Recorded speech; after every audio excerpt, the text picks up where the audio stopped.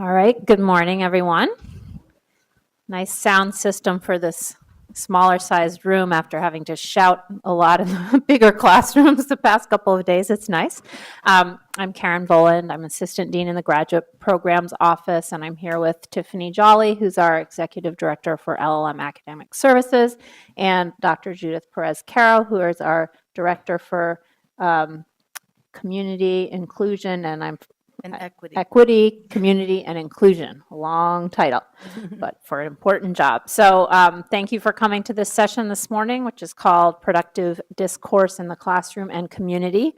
And basically what we want to talk about today is just to get people thinking about the types of topics that might come up during the year and how, because of the nature of our community here at the Law Center, we want people to be ready and have the tools to handle difficult discussions and conversations if and when they arise in the classroom. So as you may have hopefully noticed over the past few days, in addition to over 200 U.S. educated LLM students, we also have over 300 internationally educated LLM students here and more than 500 new JD students joining the second and third year JD students and fourth year in our part-time program. So we're a very big community with people coming from 60 to 70 countries around the world to study here together in a very international city. We did these sessions on Monday with our internationally educated students, and while citizenship and where people are educated doesn't correlate necessarily exactly, I'm sure we have some JD graduates here who grew up in other countries, and we also have some U.S. citizens who have done their law school abroad. But in general, we have international students and U.S. educated students.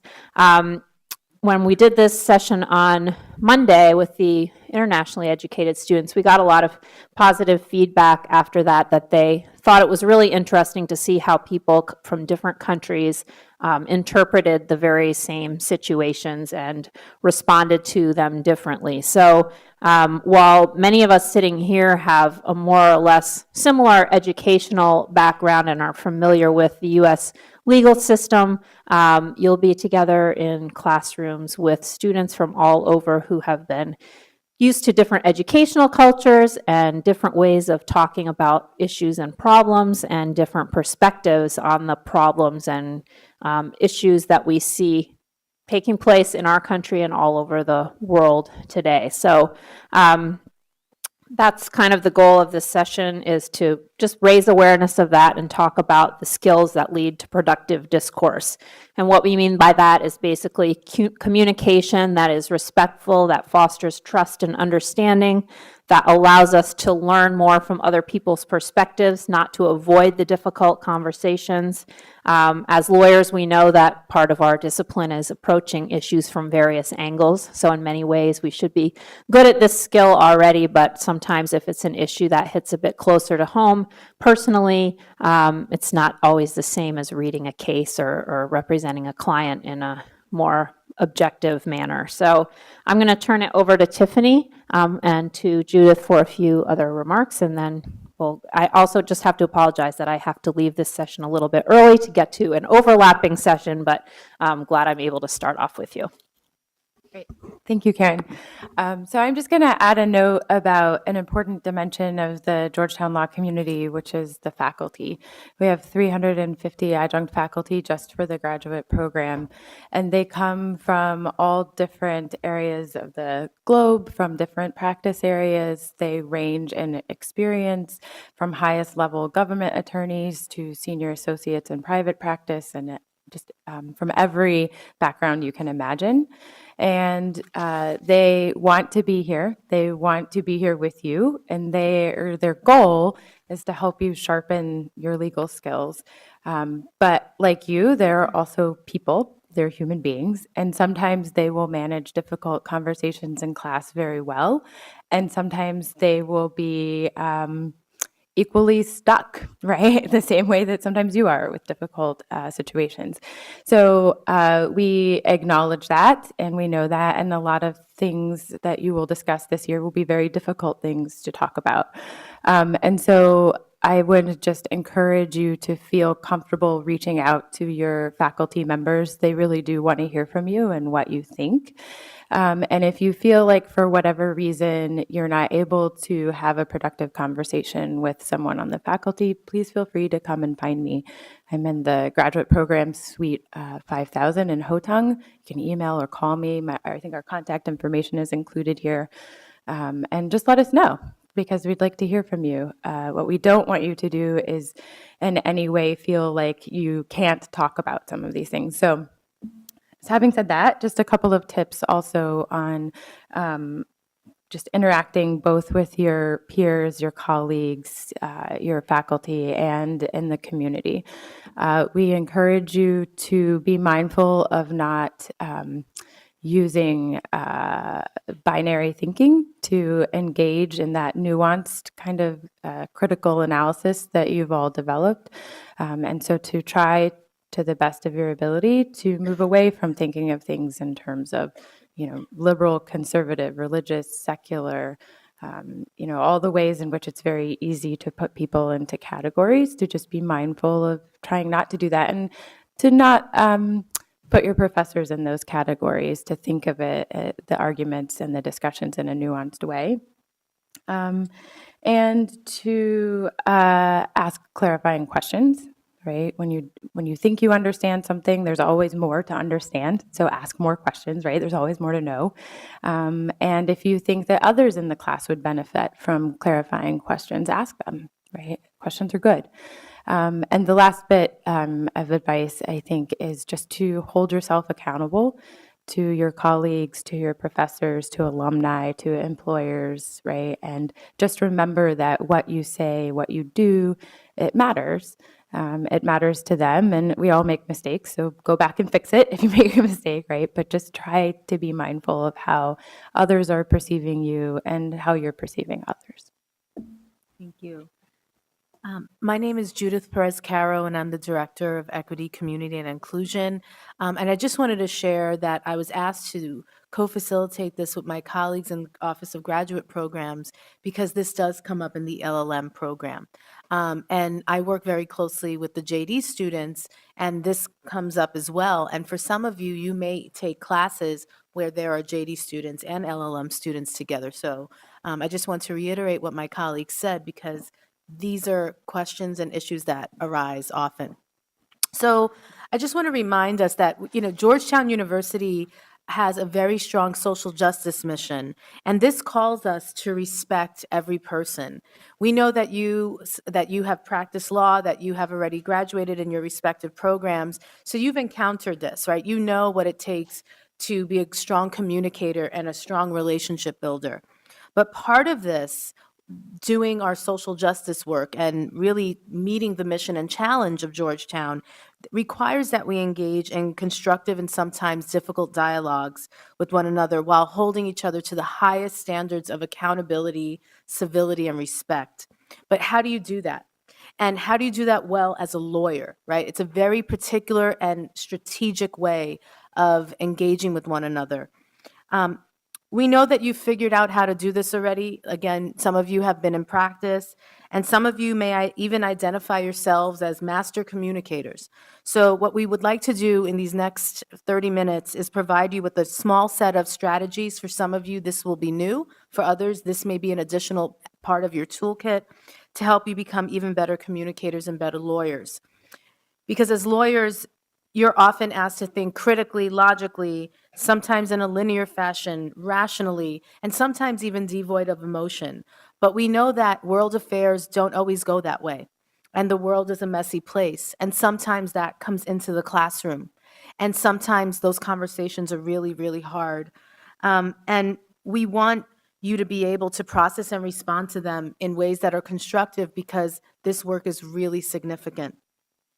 So I want you to think about what would happen if perhaps you're a bystander in the middle of a heated conversation, maybe between other people and the professor, between two colleagues, or perhaps between you and another colleague or a professor.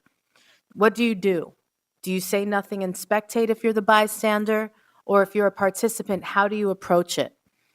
Do you engage in a heated word of exchanges, or do you think about what you're going to say before you say it. And thinking about these questions, we prepared a very short set of strategies that we hope you'll use throughout the year. We're going to present a hypothetical to you, and we're going to ask that you work with your new colleagues to process it, identify the issues, and also analyze it. And then we're going to come back and we'll share out what we think about the hypothetical and what we think about the strategies that we could possibly use to address the question at hand. When we present this to you, we're providing you with these tools so that you can think about this in a substantive way, because sometimes when you're in the heated moment, or even if you're a bystander watching the heated moment, which, by the way, as we have seen, also happens on social media. So what might happen in the classroom may transcend the walls of the classroom and end up in some forum or discussion on social media or even above the law, right? Because with today, with the internet, things are never just contained in the moment in which something happens. So what do you do in those moments, and how do you respond or not respond, or act or not act? So what I'm going to do is show you the strategies now. And as you can see, we've put them in different categories in terms of how we are hoping that you will get the training to respond, right? What we hope that you can do first is listen and reflect on what is being said before engaging and responding. And as you see here, there's different ways that you can do that. So if you can just take a moment and take a look here. But I will read it aloud because I know that, I can say for myself, if I was sitting in the back, even with my really strong glasses, I probably wouldn't be able to see at the front of the room. Maybe it's my age. I don't know. So the first thing we ask you to do is to not interrupt others when they're speaking, even if something they say excites you or you have some major exception to listen actively. And what I'm finding in the literature when I'm reading up on, how to do leadership well, listening is a learned skill, but some of us take it for granted, and many of us can benefit from really practicing it in a very skilled way. So listening actively is really important. Also, when we hear something that maybe we don't agree with or maybe we feel is incomplete, we expect others to lean into what we have to say, but how often are we willing to take a step back and really hear what others are giving to us as a gift? In my work, I work as a diversity practitioner, and I was a professor for a long time teaching in the sociology department. What I've learned is when people share information that may be controversial or maybe is incomplete, I have learned to look at it as a gift and an opportunity to engage. And once I change my framing and my thinking, it has been much more rewarding to do this work, because this work can be really hard. And so it has also called me to examine my own assumptions and motivations. Everyone has their threshold. Everyone has their blind spots. I definitely do, and I try to work on that every day. And I really try to avoid generalizations. And when I'm processing things and I make generalizations, I call on my colleagues to call me out on it. And they do, right? And we do it for each other. It's important to source your facts. You know this as lawyers, but it stands to repeat again. So we're listening and reflecting first before we're speaking, right? And one of the things we've also learned is that it's not so much what you say, but it's what you do. And part of that is our body language. So if I'm standing with my arms crossed, or I'm looking up at the wall, or I'm sighing, or I'm looking at my smartphone, I'm sending a message more than I could ever say. And Tiffany mentioned this already, but asking questions when you're not sure of something instead of leaving it up to your own interpretation is another learned skill that will benefit you as you continue on in your careers. And one of the things that our JD students are really practicing this year is speaking from the I perspective, recognizing that when they're making a statement, it's from their perspective and their truth, instead of saying, we all think this, or they believe this, or people feel this, and recognizing when it's coming from their perspective. And the last is focusing on ideas and not so much people. And I think Tiffany shared that in her sentiment, with really engaging with the professor around ideas and theories and ideologies, and less on what you think of that person in the moment. And while for some of you this may seem like common sense, imagine why we might think that we have to put this together during orientation week, right? Because in a school as large as Georgetown Law, these are questions that really help us build community together. So with that said, I'm going to share with you a set of questions. And these are questions that I would like for you to use as it guides you through the hypothetical. And I'm going to ask you to think about these questions. And when you read the hypothetical and I read it aloud, I'm going to give you a minute to let it soak in. And so you can identify the issues that you're recognizing and perhaps what strategy you could use to respond. I'll go back to the slide with the strategies, and I'll ask that you work with the colleagues that you are sitting next to. And if your row is small, if you can turn around and work with another group of people. And then we'll reconvene. But what we're really hoping to hear from is you and how you're processing and analyzing this issue. Okay, you ready? Yes? Good morning. Okay. All right. So think about how you would respond. Identify what the questions are. What are the big ticket items? And what would you do in your year here to ensure positive community relations? And how might this impact your work going forward in your career? Okay, so here's the hypothetical. In Transnational Perspectives on Human Rights, the class discussion turns to religious protections and the profiling of Muslims while traveling. Professor Zed asks how the International Covenant on Civil and Political Rights balances security and freedom of religion. One student offers, if you're wearing a burqa or other religious symbols, the authorities have every right to search you before using mass transportation. 2 years ago, I read that in Cameroon, the burqa was banned after 2 women completed a suicide bombing. In hearing that, another student interjects, referencing the course materials. Article 18 of the Covenant suggests that banning burqas infringes on the rights of Muslim women, but the public safety exception is very vague. Security agencies should just focus on improving security systems. Wait a minute. Why are we talking about this in the abstract? One of your classmates who's wearing a hijab interjects. Rafi and I, over here, can speak to the stereotypes we endure while traveling. Shaking his head, her classmate Rafi says, no, it's not always up to Muslims to constantly defend ourselves. I want to hear from someone else. Okay, so take a moment and read this.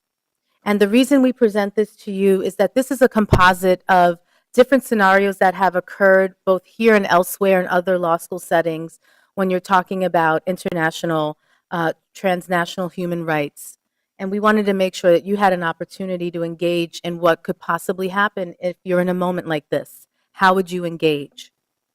So please take a moment and read this, and then I'll shortly bring us back to the questions and then back to the strategies.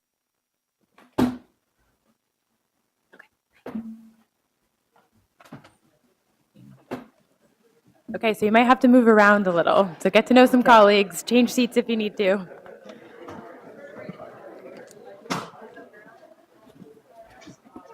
How many minutes? I forget how many minutes they have. We have until 11:45. Yeah.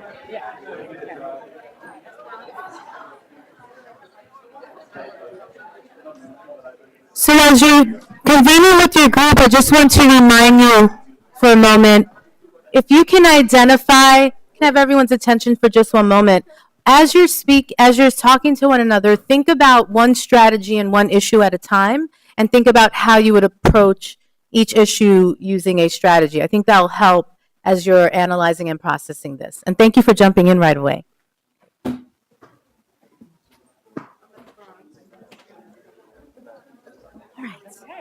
Good. I saw you in a suit yesterday. I know, right? It's like once a year. I know, this too. I think the last time I wore this was at Lavender graduation. Oh, really? Yeah.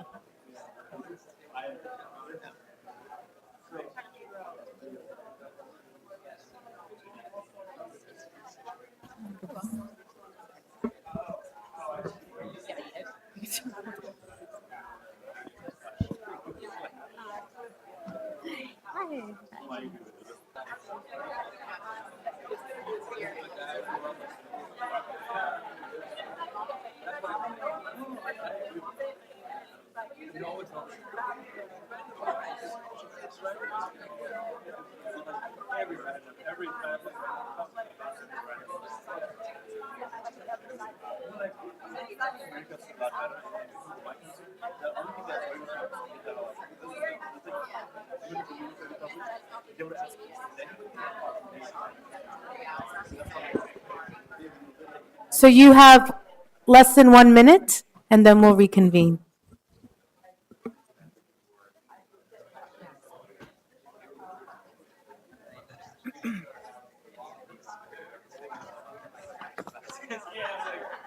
I feel bad for the guy. He lost so much.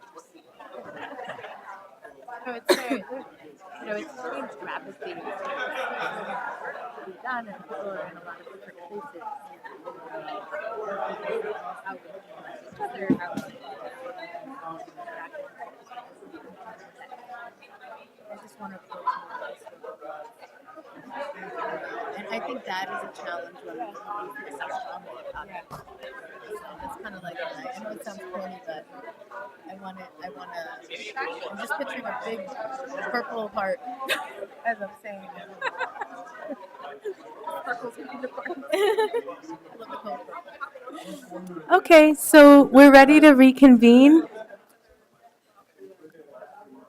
I hope you had a good conversation. Tiffany and I were just saying how encouraged we feel that people jumped right in, and it's great to see that you're all connecting with your colleagues, whether it's to spot issues in a short hypo or just to get to know each other better. So we want to bring it back out to you because we know that you all come here with a full range of different experiences and a lot of expertise and in the field, and we want to hear how you're understanding the hypo and what you think you would do in terms of applying the strategies. So would any group like to first share out what potential issues they saw in the hypothetical, and I'll bring us back to the hypo now. We could start there, just identifying what is going on in the hypo, and then we'll go to strategies. There are no wrong answers, just to remind you all. Yeah. Yes, and please tell us your name and where you're coming to Georgetown Law from. My name is Annie. It's okay. Okay, so what I think about this hypothetical is I think it's generic. I think being part of Muslim religion and having to see how many times this issue comes up, how many times it's been discussed, I think maybe if we had discussed something that's not as commonly that's been I'm tired of discussing this. The burqa, the hijab, wearing it, how we've been profiled, how people are perceiving it. It's really, I think it's over discussed.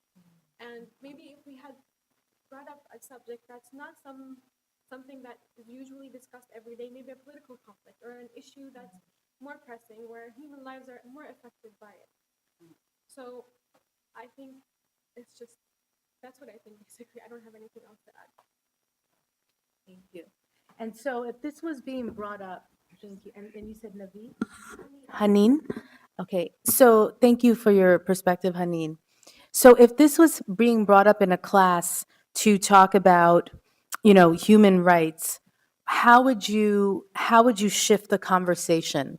If, like you said, you're tired of hearing this and you want to hear something more substantive, but this is the topic that is being brought up in class for the day, how would you, in your experience and with your skill, shift the conversation so that everyone in the class could benefit from having a more advanced understanding of the issue at hand?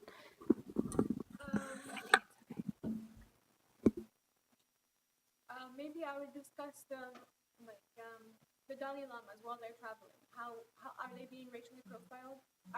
Since some of them are not to be touched, how are they being searched? How does that affect them? Maybe I would gut it in that way. To share different examples. So I want to thank you for that. And I want to bring you to the strategies. Sorry, back. The strategies here.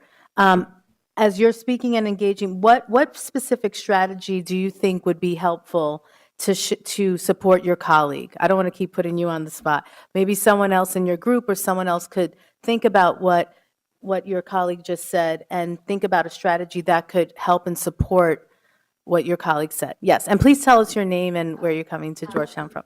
Lindsay Kraft, coming from San Diego, California. Great. So I think one of the most useful ones on there would be to refrain from personal attacks and focus on the idea. Maybe, jumping off of what the guy said about the gray area of the public safety exception and see if we can start developing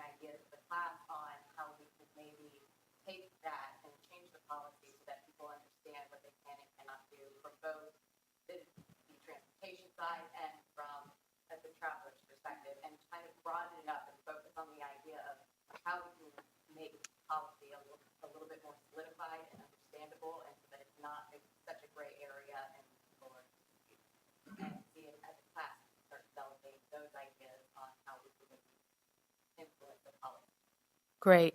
And I appreciate that you both, you and your colleague talked about avoiding generalizations, focusing on facts, and broadening the conversation, right? Because this could happen to another group.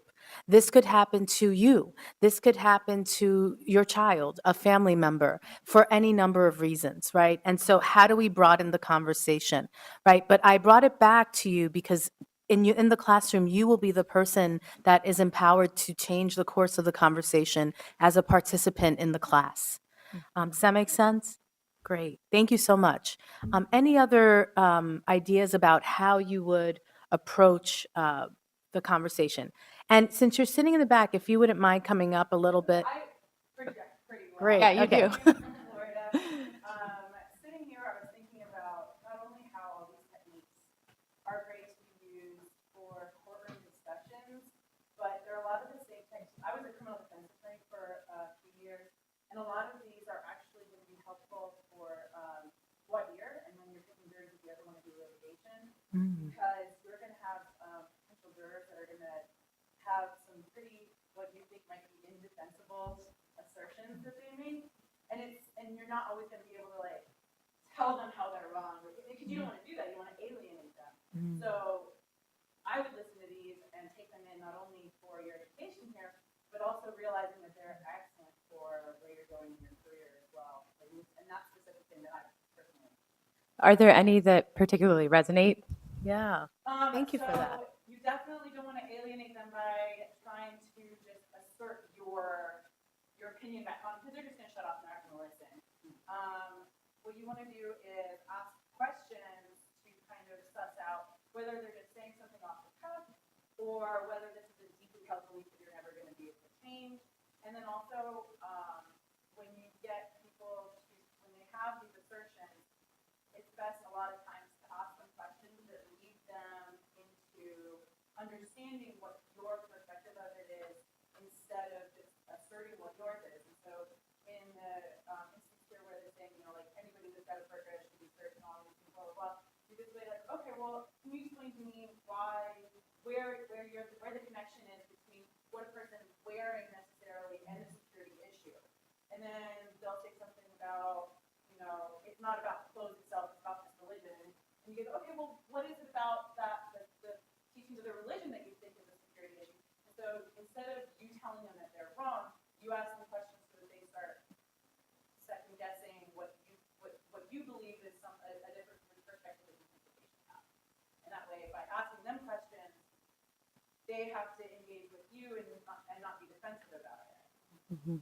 And it matters. I just want to add a little bit of nuance there, right? There's different ways to ask questions, and your facial expression and your body language, right, as they're talking, is equally important in that exchange, right? A lot of head nodding and not agreeing with their position, but definitely just saying, okay, well, that's, I'm really understanding a lot more about your position. Thank you. And all. Yeah. And you just want them to believe, truly be sincere about it, and that's the best way to go about it, just be open and sincere when you're engaging with people. And remember that you're not just here to assert your beliefs on them. Thank you. Thank you so much. So I have a question for the group, if anyone is interested in answering it. How would you respond to Rafi, to your classmate Rafi, who's throwing their hands up in the air and saying, you know what, I'm tired of talking about this. I want to hear from someone else. Did anyone talk about what they would do in that moment? Yes, and please tell us your name. I'm from India. Great. I pretty much agree with Rafi. The couple of reasons, as Lindy also mentioned, that I think in the classroom, it's very important to stay focused on the facts. What are the facts?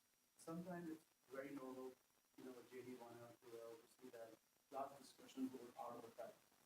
So we don't get anything from the professor, don't get anything from students, and suddenly we just having a completely different discussion than we were, focused on human rights, and the topic was profiling Muslims.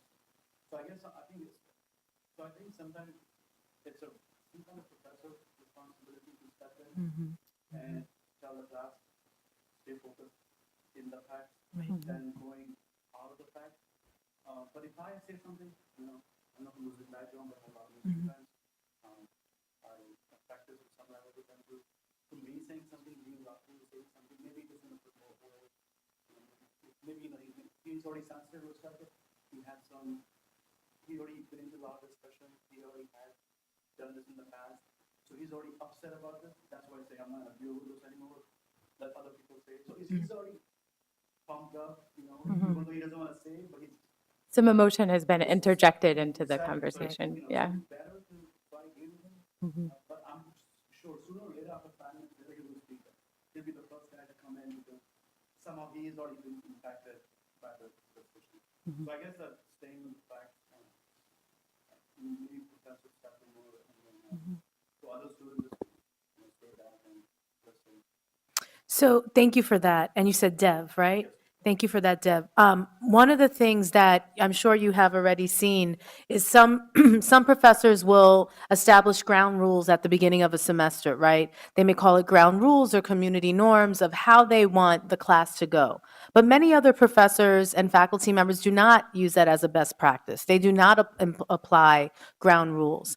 And so maybe it stands to reason that if a conversation takes a turn in class, maybe as a student, Dev says, Professor, are there any ground rules in how we engage in this conversation today? Or perhaps talk to the professor at the end of class and say, I'm not suggesting that you, for example, give trigger warnings, but maybe let us know what the content will be that we're going to talk about in class. And maybe there's just some strategies, like your colleague said, that we can actually use when we end up in a courtroom or are working with a client or opposing counsel or a judge.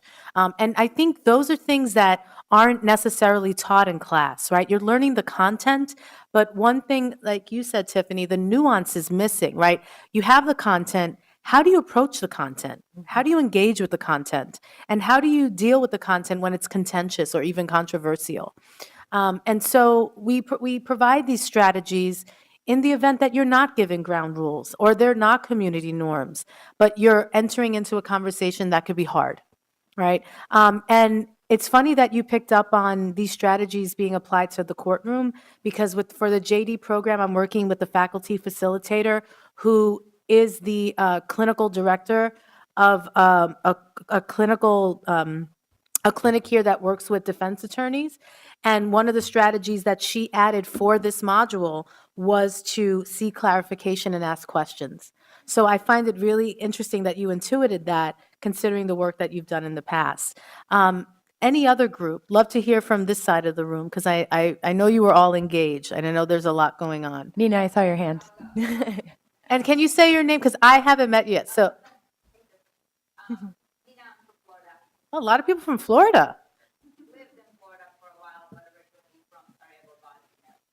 Very cool. Welcome.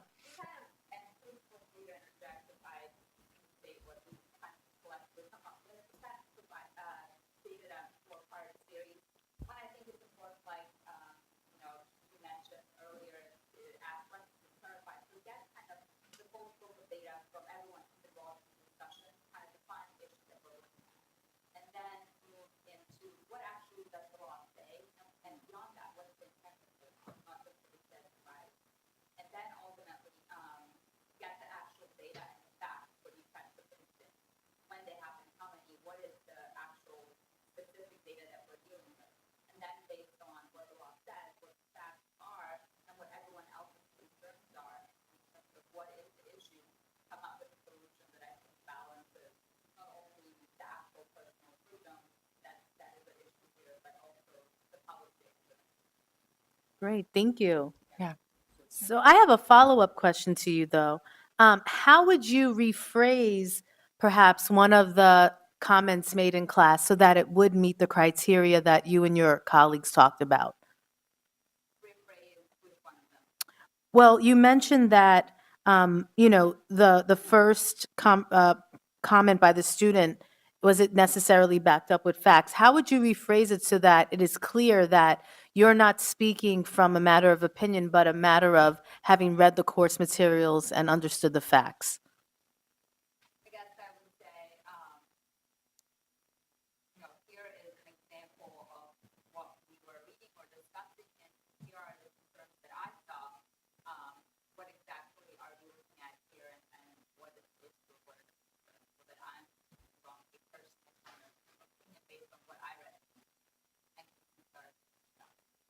Thank you. Do you want to add anything?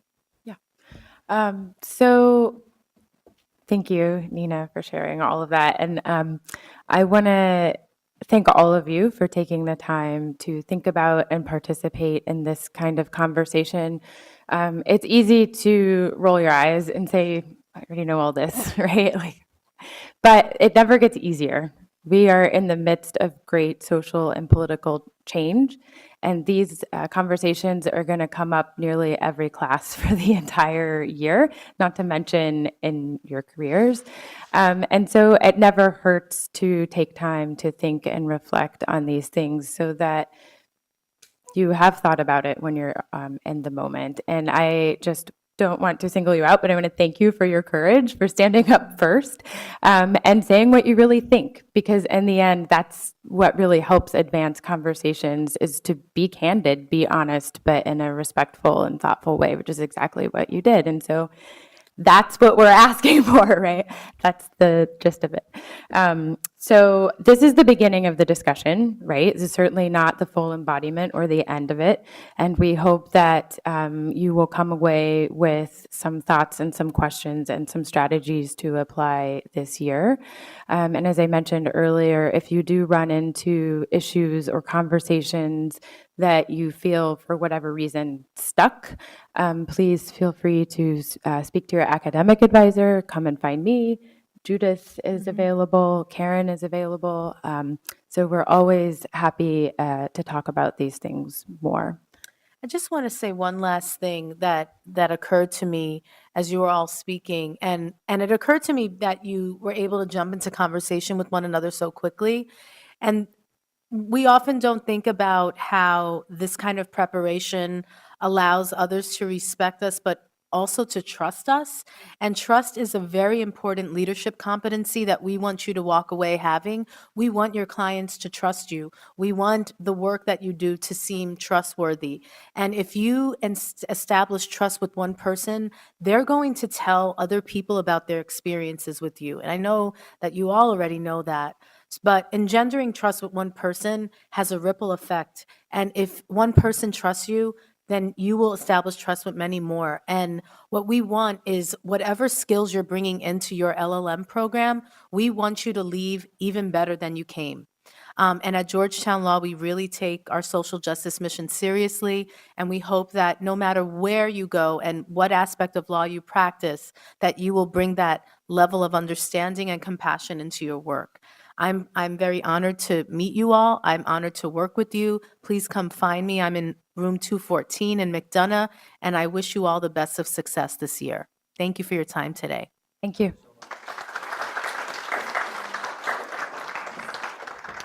Next one, I'll get to run over to the New York bar. All right.